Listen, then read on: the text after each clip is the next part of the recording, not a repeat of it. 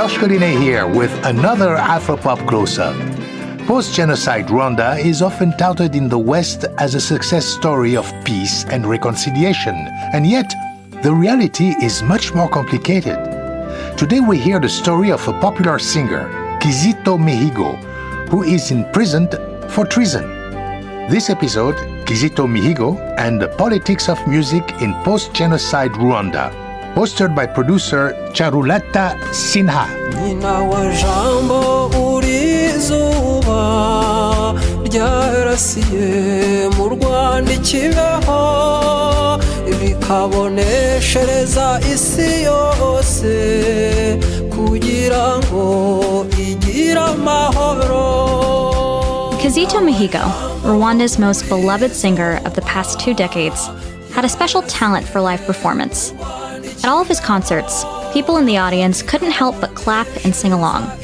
He was particularly adept at reading a crowd, taking them from a joyful call and response to a mournful ballad. He was a performer who was passionately dedicated to his audience above all else, which is important to keep in mind. Kizito has been a hero. He's a kind of poet in our mother tongue, very touching words. He used touching words, especially when he's singing about reconciliation. Reconciliation, yeah, that's what touched me the most. That's Christine Mukama. She was a close family friend of Kizito Mihigo, though they lost touch after the war. He also is a survivor of the genocide. And that's Rene Mugenzi, a human rights activist. So he was kind of someone who's teaching peace and harmony. It has been over 20 years since a horrific genocide devastated Rwanda, leaving 800,000 dead in its wake. And the small East African nation has recovered really well by most standards.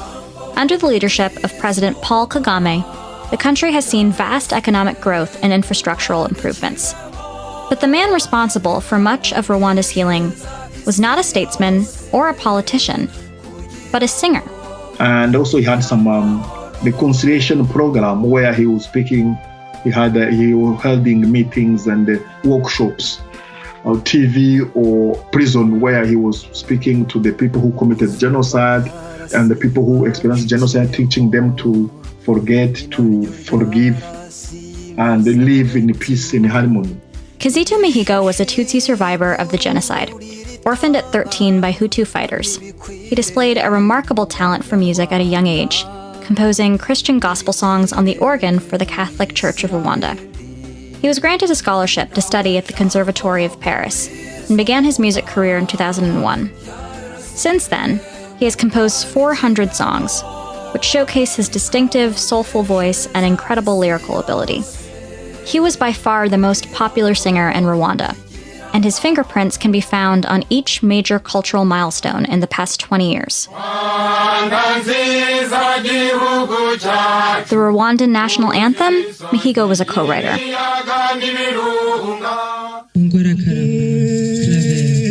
The 10th genocide commemoration, Mihigo performed. And the 11th, and the 12th, and the 13th, and the 14th. But what was most remarkable about Mihigo was his activism for peace, deeply rooted in his religious beliefs. Before studying music in Paris, Mihigo enrolled in seminary, where he found the religious conviction to forgive the people who killed his parents. In many ways, this commitment to peace has fueled his activism and music. In 2010, he created the Kizito Mihigo Peace Foundation. He traveled the country, performing everywhere from schools to jails, facilitating discussions of peace and tolerance. In his teaching of forgiveness and love, he quotes some Bible quotes and what Jesus said this, Jesus said that. And also he has many songs that are very religious. The choirs across the country have been singing those songs in churches, but not now, not anymore now.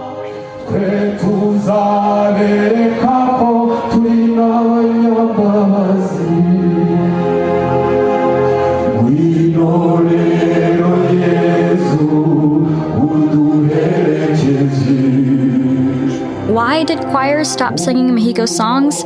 The trouble began on April 7th, 2014, the 20th commemoration of the genocide. World leaders and dignitaries were gathered in Rwanda's capital, Kigali. Mihigo was scheduled to perform. But he didn't perform. In fact, he wasn't seen or heard from for more than a week. His friends and family grew increasingly worried, along with his huge fan base. Then, on April 15th, 2014, the Rwanda National Police held a press conference. ikindi rero nari ngiye kuvuga nuko bavugaga ko In the video, Kizito was handcuffed and dazed. The chief of police announced that he was arrested on suspicion of collaborating with foreign terrorist groups to oust the current ruling party of Rwanda, the Rwanda Patriotic Front.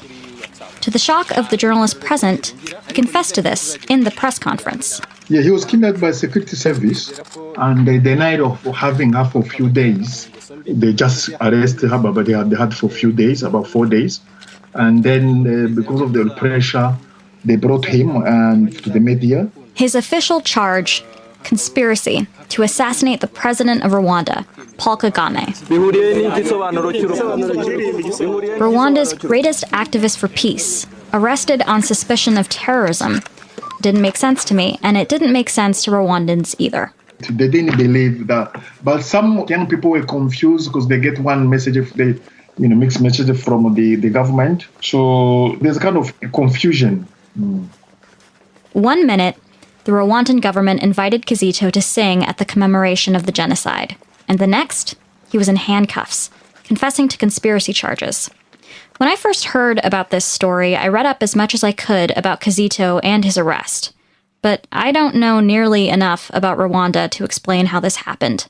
So I spoke to someone who does. My name is Susan Thompson, and I'm a professor of peace and conflict studies at Colgate University. Professor Thompson says that in order to understand what happened with Kizito, we must take a closer look at Rwanda's ruling party, the Rwanda Patriotic Front, Rwanda's president, Paul Kagame, and the 1994 genocide. The genocide ended in July 1994 when the Rwandan Patriotic Front took State House and installed themselves as the sole authority in Rwanda. And they have essentially been the sole authority in Rwanda since then. And Kagame himself took power. He acceded to power in March 2000, regularizing his role as the leader of Rwanda. So he's been president by ascension, in essence, since March 2000. The RPF, a party made up of Tutsis, has been the ruling power in Rwanda for more than 20 years, with Paul Kagame at the helm. And while they have maintained relative peace, they do so by strictly controlling Rwandan politics and free speech. On paper, it's a constitutional republic, so there are multiple parties. The dominant party is the Rwandan Patriotic Front, the party of Paul Kagame. They endorse President Kagame as their presidential candidate. So they're not standing candidates. And the few parties that have tried, their leaders have been harassed, jailed, executed. So the Green Party in 2010 had its executive secretary decapitated in what the RPF declared a robbery, but the robbery was never investigated. So it is on paper a democracy, but it runs as a dictatorship. A key way in which the RPF and Kagame maintain their power is through the careful construction of a particular narrative about the 1994 genocide. It's pretty straightforward. The RPF are the heroes. Hutu, because of their ethnic hatred, which was sharpened during Belgian colonization, rose up and killed their Tutsi neighbors because, they hate them. So that's the official narrative. In 2012, the UN released a report titled On War Crimes and Other Atrocities in the Congo. The report confirmed what many Rwandans had known for decades. What that report did was documented between 1993 and 2003 instances of ethnically motivated violence. The RPF was implicated. It does appear that they had a military policy to eliminate Hutu civilians, men, women, and children, men in particular. And what the UN wanted was for further investigations to ensue. The RPF, with its American and British backers, was able to suppress that action. But Rwandans themselves are like, the RPF killed my brother. Yeah, the RPF killed my sister. Yeah, the RPF disappeared my nephew. The RPF maintains the support of the US and the UK because of its relative economic stability. It is the most secure nation in the Great Lakes region of East Africa, and thus too strategic of an ally to be challenged by the Western world. So, the crimes of the RPF against Hutus remain unaccounted for and undiscussed. That is, until March 2014. Just weeks before the 20th commemoration of the genocide, Kizito Mihigo released a song on YouTube called Igiso Banuro Siu Rupfu, or the meaning of death. Urupfu nicyo kibi kiruta ibindi. Urupfu nicyo kibi kiruta ibindi. Ariko rutubera inzira igana ikiza kiruta ibindi. So the song was calling people that many people died. We should not remember some and forget others. The song's lyrics read, "Though the genocide orphaned me, let it not make me lose empathy for others. Their lives, too, were brutally taken but not qualified as genocide. Those brothers and sisters, they too are human beings. I pray for them. I comfort them.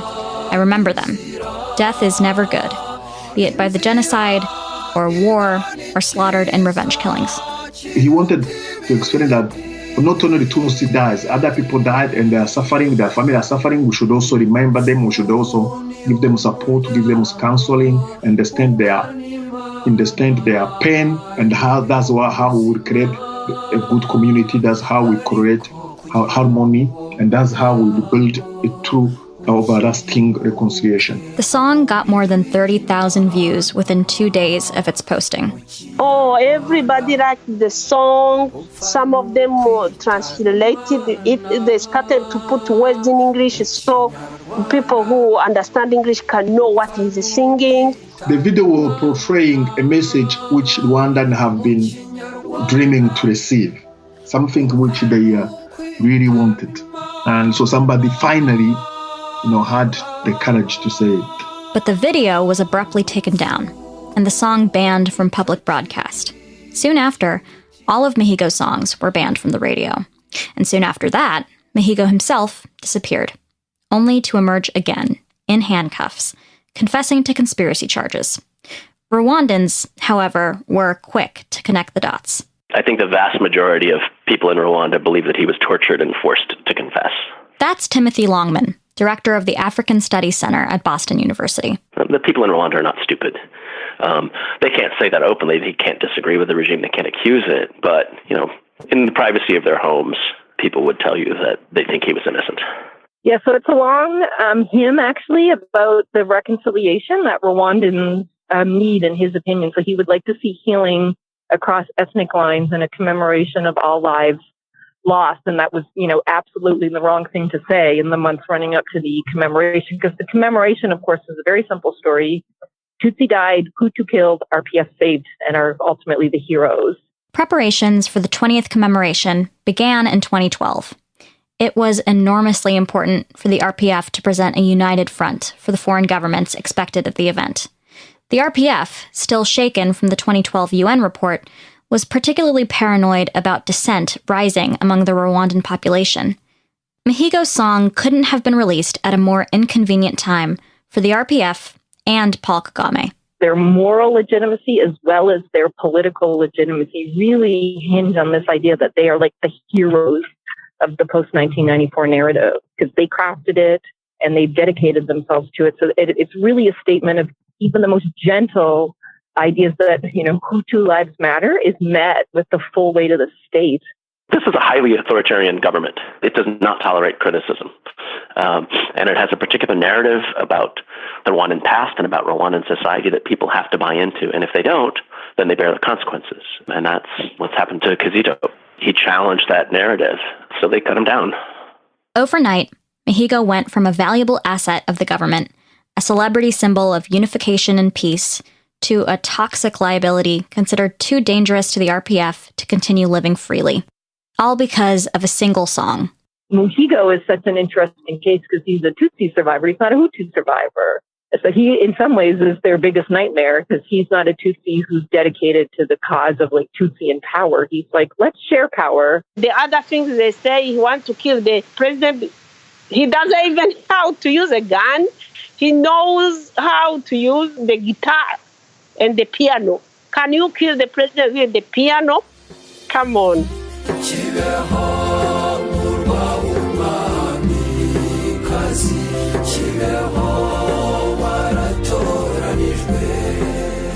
Mihigo was arrested, officially, because of messages he exchanged with a man who was tied to the Rwanda National Congress, a rebel group based in Uganda.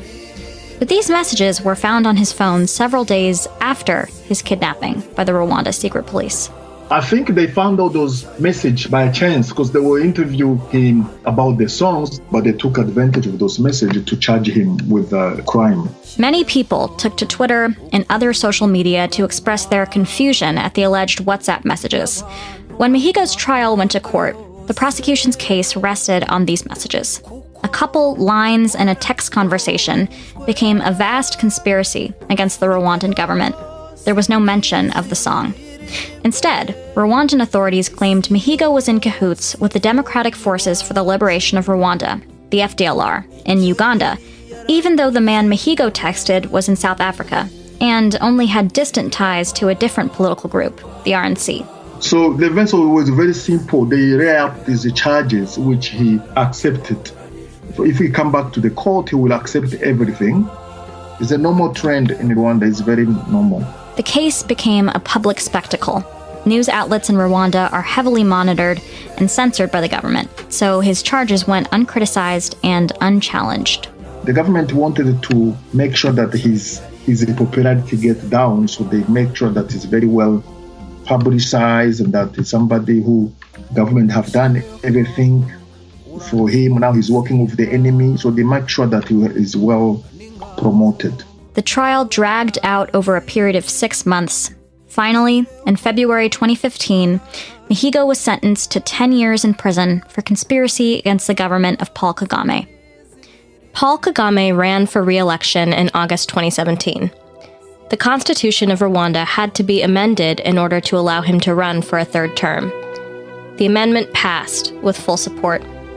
Kagame secured a landslide victory, winning 99% of the votes cast. 2017 marks his 17th year in office. The constitutional amendment would theoretically allow Kagame to stay in power until 2034. urupfu nicyo kibi kiruta ibindi urupfu nicyo kibi kiruta ibindi ariko rutubera inzira igana ikiza kiruta ibindi. You know, the reality is that people pass around cassettes and pass around CDs, and so people will still listen to his music, even if it's not played on the radio.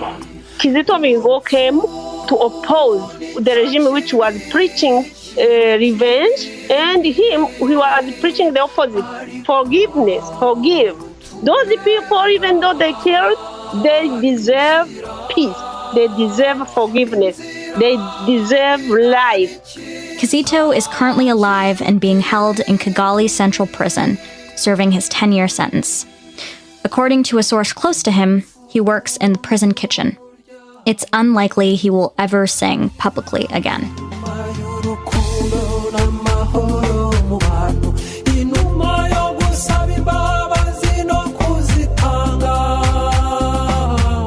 This Afropop Close-Up was made possible by a grant from the National Endowment for the Humanities.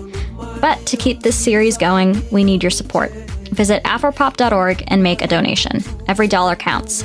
For Afropop Worldwide, I'm Charulata Sinha.